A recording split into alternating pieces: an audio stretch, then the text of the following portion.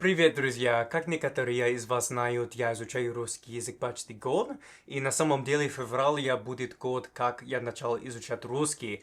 So I thought it might be interesting to bring you along with me for a full day of studying a foreign language, because over the past year of studying Russian, things have changed a lot with how I approach it, how I try to study it outside of my tutor sessions, which hiring a tutor was something I recently did a couple months ago, and just show you the tools I use, the resources, and the way I kind of break up my studying throughout a specific study session or really throughout the week as well. And even if you aren't studying Russian specifically, all of this will likely apply to Spanish, French, Chinese, whatever you're learning. A lot of these kind of tips or techniques or ways that I'm doing things will likely apply to you. So hopefully I can offer some form of advice or different strategies that might help you learn a language better or faster. And even if you're not learning a foreign language right now, hopefully this video maybe piques your interest, maybe gets you curious, gets you thinking, and shows you an honest look at how hard it is to learn a second language, specifically as an adult, and specifically learning it outside of any kind of formal training or university program or something like that. So learn from my mistakes, come along with me for a full day of studying Russian. And actually the first thing I'm doing today, I usually study in the evening, which I'll discuss how I break that up. But every Tuesday, I have been meeting with a Russian native. Primarily, it's been a guy named Anton. He's a Russian native that I actually met through a close friend of mine that grew up where I lived, that she now lives in Moscow and married Anton. So I met him recently. I've been chatting with him weekly for about 2-3 months. But he and his wife just flew here to America this past weekend, so he's been a little bit busy. And instead, I'm going to be meeting with another Russian native that I got connected with named Ksenia. Она живет в Крыму, и она учительница. And so she's been fun to chat with, and how I kind of approach these chats, because obviously I can't speak Russian fluently enough to really carry a long or any kind of thorough conversation purely in Russian. So I'd say we generally spend about 60 to 70% of the conversation in English, but I use as much Russian as I can. I definitely try to use the vocab and any kind of new phrases that I've been learning over the past week, implement what I know, and also let things develop, kind of speak Russ English, if you're, if you're gonna call it Spanglish, Russ English, some kind of mixture sometimes. Use the words I know. Don't stress too much about making grammatical mistakes or using the wrong case or anything like that. But just, try and use it in real time, because improving my speaking skills has been probably one of the harder skills as far as language learning to improve upon, especially to get real live practice here in America with Russian speakers is it's quite difficult. But it's doable. And like I said, I'm about to meet with her in a few minutes, and I'll show you how I'm studying after that. Да. Как ты провела свой день? А почему? Я нашел короткую книгу. Недавно я нашел фильм «Мастер и Маргарита» с субтитрами. Другой пример. Спасибо.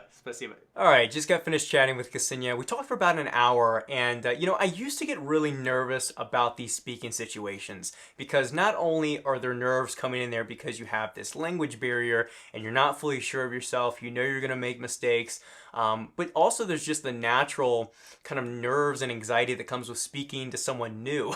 That would be the same in English. Meeting someone new still comes with its own set of challenges and ice you have to break, basically, before you have this comfortability with each other. And this is our second time chatting, so I felt way more comfortable this time around, and I think she had a better understanding after our first talk about what level Russian I'm at, which I would say I'm roughly around like A2 level, if I had to pinpoint it. Although I know some words of B1 level, and at times I should know more than I do, so I might be, closer to A2 than A1, but still very beginner level Russian. But we talked about a bunch of topics. For example, I told her я нашел фильм «Мастер и Маргарита», и я планирую посмотреть его на этой неделе. We talked about «Смутное время», which is the times of troubles, this very chaotic, turbulent political time in Russian history, about around the 16th century heading into the 17th century, because I'm reading a history book on it right now, and she had learned a little bit about it in school. So we talked about that. I asked her what's going on in her life. She's a teacher who I believe she assists Russians with their English grammar. So she had a few sessions and was telling me about that. We just bounced around, and throughout talks like this, whenever I engage with a Russian native or even with my tutor, of course, I try and take notes on my iPad, jot down new adjectives, and just try and, again, not just test, activate, and integrate the words that I'm using and learning into a real live conversation, but also try and take away a few new things that I hear or phrasing. And speaking with a Russian native, speaking with a native of any kind of language that you're trying to learn is so critical, because Duolingo, these softwares, they might give you the vocab you need to learn, but they often give it in a very stiff way, and you might not know how things are used colloquially, or how they sound naturally, or how to fit them and mold them naturally into a conversation. You're kind of stuck in these, pre-configured conversations that you've practiced in this app, and then when you get to a real live conversation, things just don't flow as naturally and as comfortably. So speaking to a Russian native has been immensely helpful for me to practice my listening skills, my speaking skills. I'm forced to, think of the right words to say and respond naturally in a natural pace, rather than, when you're at home and you're practicing by yourself or you're using an app, you can kind of sit there and think about stuff. You can say it in your head a few times, you can practice, but in a real situation, you need to think quickly, you need to respond quickly. You can't hear something and play it back, have them play it back 5 times. You can say повторите, пожалуйста, and they'll be happy to repeat and assist you. But all that to say, if you're trying to learn a language, in addition to your own studying, in addition to all the stuff that you do in a solitary situation, seek out opportunities to practice with someone. And a lot of times, a foreign language speaker will be happy to practice with you because they're able to practice their English as well. So you get a mutual benefit. But enough rambling there. Like I said, I try and do this every Tuesday. I also get some live practice when I meet with my tutor every Friday, which I'll discuss what those sessions look like later on in this video.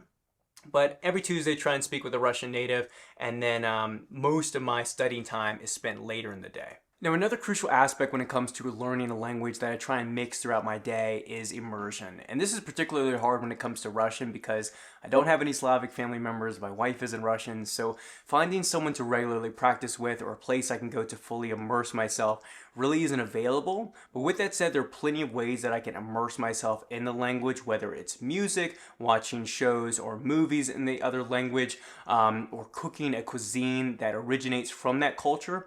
And that brings me to another point. Language is far more than just means of communication. Language is the spirit, and it embodies a certain people and an entire culture. Language and culture are deeply rooted to each other. So when you're looking for ways to immerse yourself, don't just think about how am I immersing myself in this language, but how am I absorbing and immersing myself in a culture and the way that these people think, live, dance, breathe, and exist, is how I try and think of it. Например, в прошлую пятницу я приготовил plov и сырники. Sometimes I'll go to, fortunately there's one Eastern European market not too far from me where I can buy kvass and pelmeni and these different Slavic foods as well. Сейчас я смотрю сериал Gogol. It's an interesting TV show series. It's on Amazon Prime, so if any of you have Amazon Prime, it's free on there to watch. It's of course in Russian, but there's English subtitles that you can use. It's a pretty interesting show because it's not based on any singular Google story, but it kind of references different short stories and concepts from his works in the episode. So it's based on his work, and it's a great opportunity for me to practice. So I try and do this. I try and listen to Russian music whenever I get the chance. I try to watch Russian YouTube or TV shows or things like that. I've watched some Russian booktube channels whenever I get free time. Just little ways that you can, again, continue to fill your eardrums and fill your mind with the foreign language and practice it yourself, pick up new words here and there. Just more exposure, the better. It doesn't have to be perfect. It doesn't have to be full study abroad immersion. Little bits, I think, go a long way. At least that's what I feel like I've noticed and experienced myself. So besides my studying session that's more dedicated, active learning, new words, practicing grammatical rules and all of that, I focus on these opportunities for passive learning, because you can really only do so much concentrated active learning per day. At least I can only handle so much, and most of you probably only have so much time to do that. So immersion, passive learning, whatever you want to call it, is another key way to continue to develop and improve your language learning skills. So the evenings are when I do the bulk of my dedicated intensive studying time. I study for about 60 minutes every day, sometimes a little bit more, sometimes a little bit less, but on average about 60 minutes every day, and it's primarily spent in the evenings. Sometimes I'll divvy it up, which I'll get to in a moment, but generally 60 minutes in the evening. And how I spend those 60 minutes has varied a lot over the past year of studying, and it's still in a malleable state. But generally, I try and focus on doing a little bit of each particular skill, meaning speaking practice, writing practice, listening practice, and reading practice. Now, all of those seem like they would kind of overlap, and they do to some extent, but it really depends on your goal, how you should spend and dedicate your time. For example, if you just want to read Latin text, Russian, German, French in the original, you don't really need to focus on practicing with your listening skills, your speaking, and all of that. Now, you still will be able to gain a lot of that, and there's still some value that can be gained through practicing with those skills, but the bulk of your time should be spent with bilingual text, with expanding your vocabulary, because all you're focused on is the actual text on the page. You're not having to listen to anything, you're not having to respond in real time and think of your own sentences and structure those correctly, use proper grammar and all of that. You just need to be able to understand and extract the meaning from the text you're reading. So it's very different than actually wanting to speak to natives, to visit the country and being able to maneuver and again, listen, speak, and writing. You're going to want a comprehensive understanding of the language. And that's personally what I'm pursuing with Russian.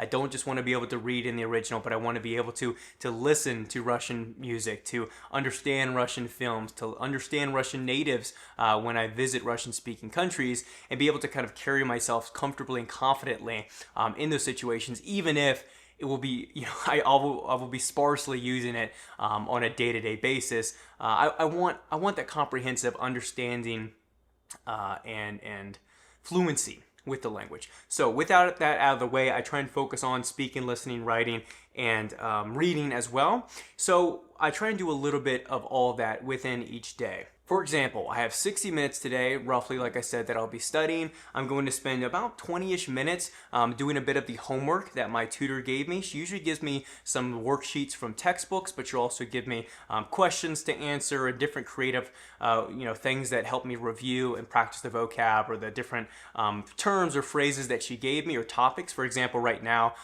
in my last session I had Friday, we went over pagoda or weather.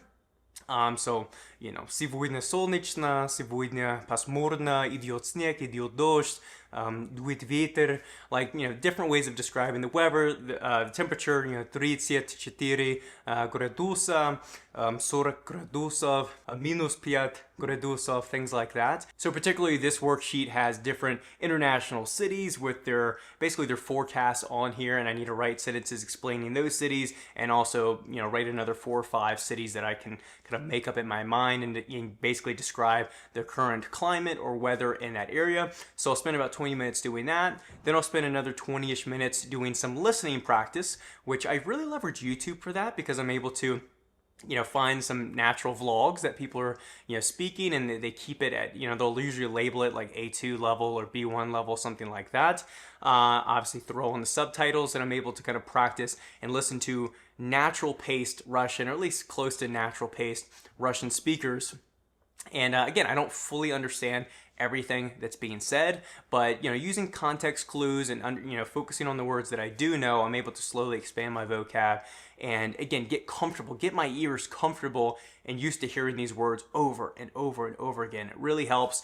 Some of the channels I like are Ruski с Максом, Yaroslava и Alfia. They all have great channels, and also there's a Russian podcast I've been using quite regularly, and they're usually pretty short episodes, and she speaks very slow, which is helpful for me, called Prosta Podcast. I'll leave links to all these resources down below. And then the last 20 minutes, I'll probably spend that reviewing some old lessons that we did, like ovoshi, frukti, and other foods we talked about, verbs that are related to cooking, just to keep that fresh in my mind. I think it's called space repetition, when you're able to kind of memorize new vocab, but give it some time and incorporate old stuff as well. So using some of these techniques is helpful, and I'll probably spend 5-10ish minutes on Tandem, which was a great app where you can practice with native speakers You can meet natives as well, but maybe you can meet with kind of like I did earlier in this video.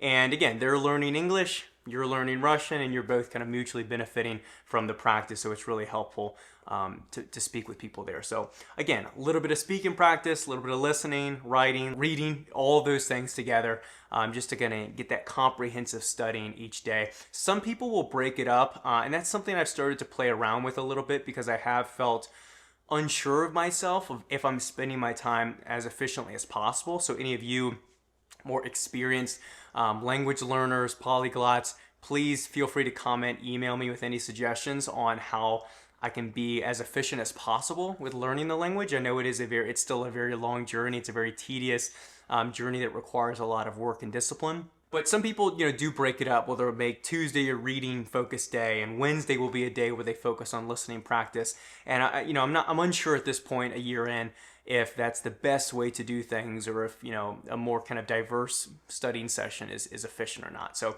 we'll see. But that's generally what I'm doing. How I break up each day, what a specific day looks like. So let's get studying. Buenos Airesie безмолвно жарко, температура 32 градуса. В Варшаве ветрено, прохладно, температура 18 градусов. Там, где я живу, выпал снег, но его растаял быстро. Alright, so I've written my 10 sentences for homework, and as you saw, I like to use the speak dictation on my phone or iPad.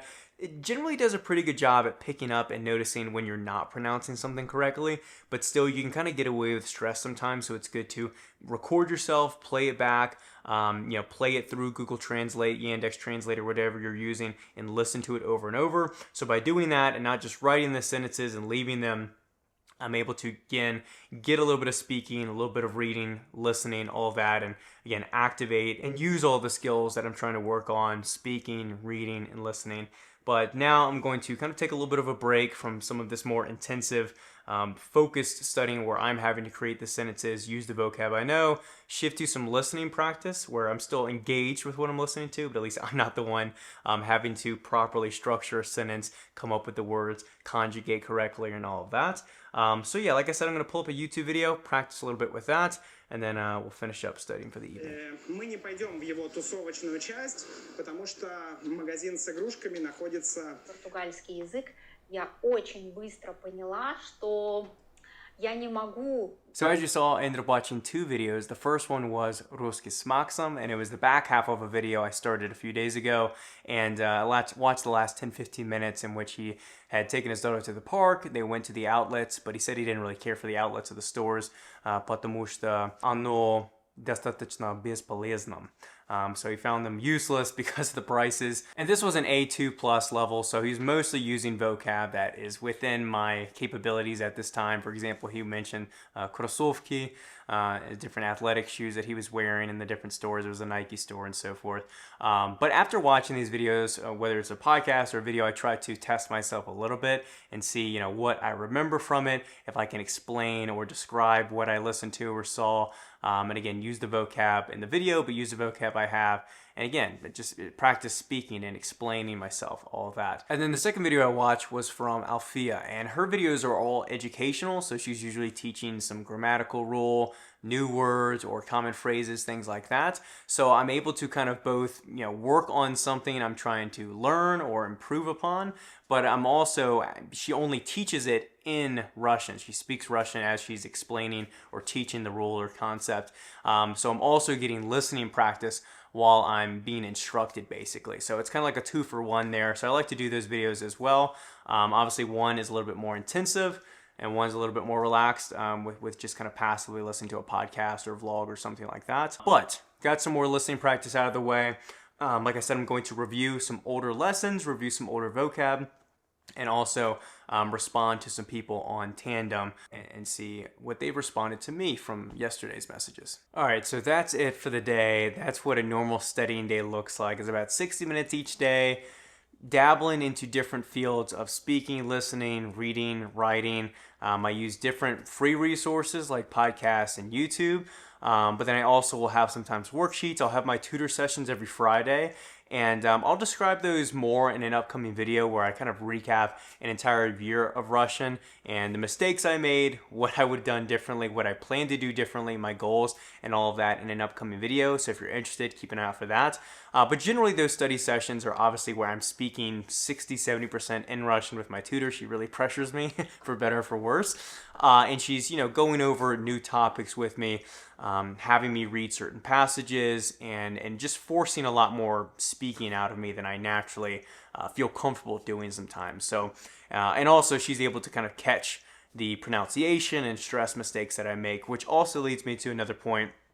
If you're a Russian speaker and you notice any mistakes throughout this video, feel free to politely correct me or message me, but I know I've made a few mistakes already throughout the video that I've noticed, but that's okay. Again, it's only been a year. I'm looking forward to much more progress over time.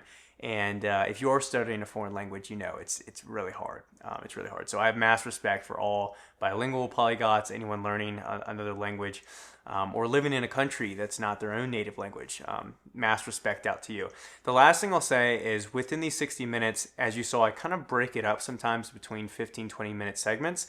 The reason I do that is not only to kind of diversify what I'm particularly working on at the time or how I'm studying, but also I kind of like to try and segment or break up my concentration time because it can be difficult to stay focused for 60 minutes in a row. So it can be useful to kind of use a Pomodoro timer or some kind of interval break where you maybe study for 20 minutes, read for 10 minutes. That's sometimes what I do is I'll, read for 10, 15 minutes and then study for 20, 30 minute intervals. And that way I just get a little bit of a break, relax my mind for a second, and then I can focus in again. And for reference, this was the book I was talking about earlier, Smutnaye Vremya, The Times of Troubles. But that's it for this video.